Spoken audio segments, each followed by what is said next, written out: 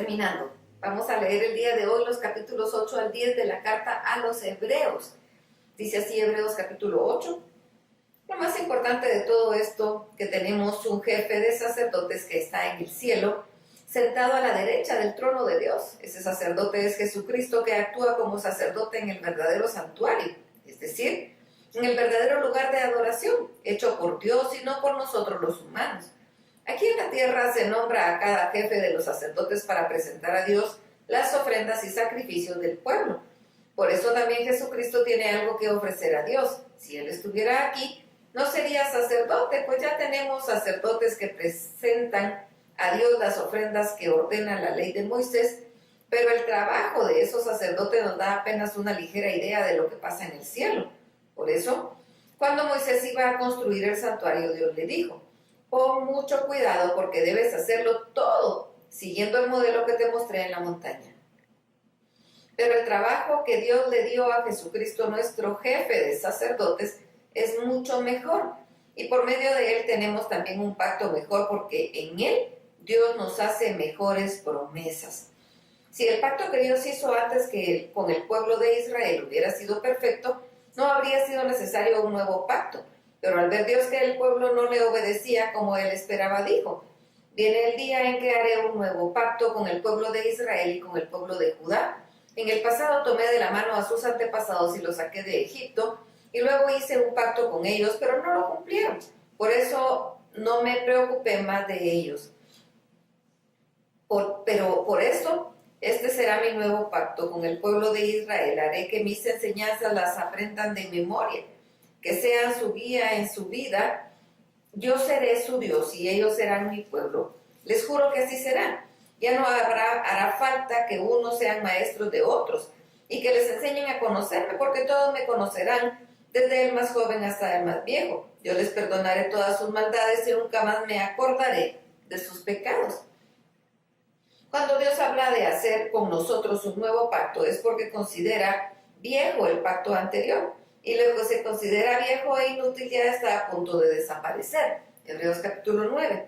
En el primer pacto Dios nos dio reglas para que supiéramos cómo adorarlo.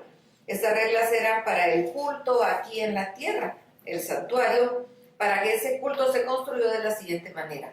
En su primera parte, llamada el lugar santo, estaba el candelabro y la mesa donde se ponían los partes apartados para Dios.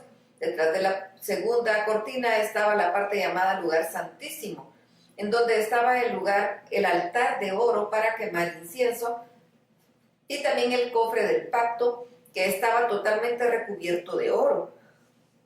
En el cofre había una jarra de oro que contenía maná, el bastón de Aarón que había vuelto a florecer, y las tablas con los 10 mandamientos. Encima del cofre se pusieron las estatuas de 2 seres alados, los cuales cubrían con sus alas la tapa del cofre y representaban la presencia de Dios, pero de momento no hace falta entrar en detalles. Así estaban dispuestas todas las cosas en el santuario. Todos los días los sacerdotes entraban en el lugar santo para celebrar el culto, pero en el lugar santísimo solo podía entrar el jefe de los sacerdotes, y eso solo una vez al año.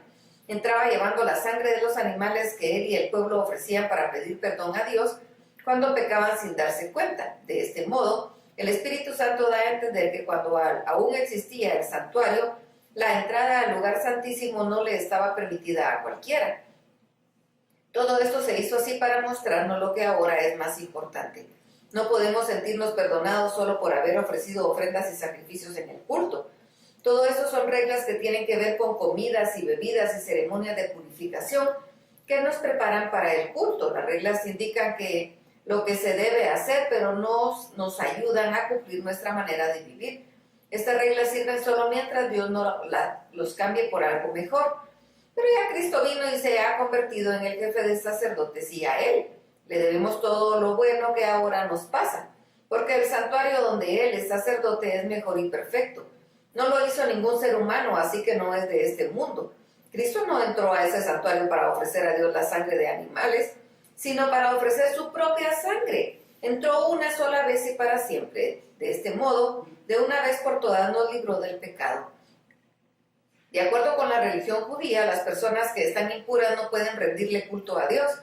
pero serán consideradas puras si se les rocía la sangre de chivos y toros y las cenizas de una becerra sacrificada. Pues si todo eso tiene poder, más poder tiene la sangre de Cristo. Por medio del Espíritu que vive para siempre, Cristo se ofreció a sí mismo a Dios como sacrificio sin mancha ni pecado. Su sangre nos purifica para que estemos seguros de que hemos sido perdonados y para que podamos servir a Dios que vive para siempre.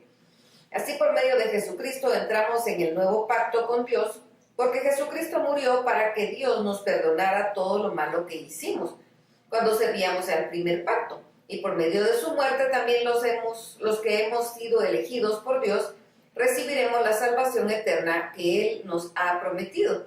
Este nuevo pacto es como un testamento. Si la persona hace un testamento, no ha muerto todavía. Ese documento aún no sirve de nada. Por eso, cuando Dios hizo el primer pacto, se mataron varios animales. Primero Moisés anunció los mandamientos de la ley a todo el pueblo. Luego tomó lana roja y una rama de hisopo y las mojó en agua mezclada con sangre de toros y de chivos. Después roció esa mezcla sobre el libro de la ley y con ella roció también a todo el pueblo. Cuando terminó dijo: esta sangre confirma el pacto que Dios ha hecho con ustedes. Moisés también roció con sangre el santuario y todas las cosas que se usaban en el culto. La ley dice que la sangre quita el pecado de casi todas las cosas y que debemos ofrecer sangre a Dios para que nos perdone nuestros pecados. Por eso fue necesario matar a esos animales para limpiar todo lo que hay en el santuario, que es una copia de lo que hay en el cielo. Pero lo que hay en el cielo necesita algo mejor que sacrificios de animales.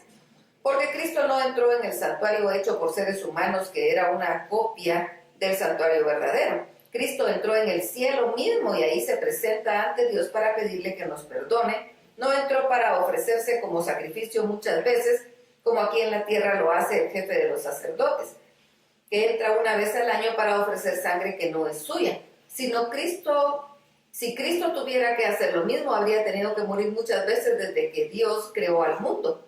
Pero lo cierto es que ahora, cuando ya se acerca el fin, Cristo se ha manifestado de una vez y para siempre. Se ha manifestado para ofrecerse como el sacrificio por el cual Dios nos perdona nuestros pecados.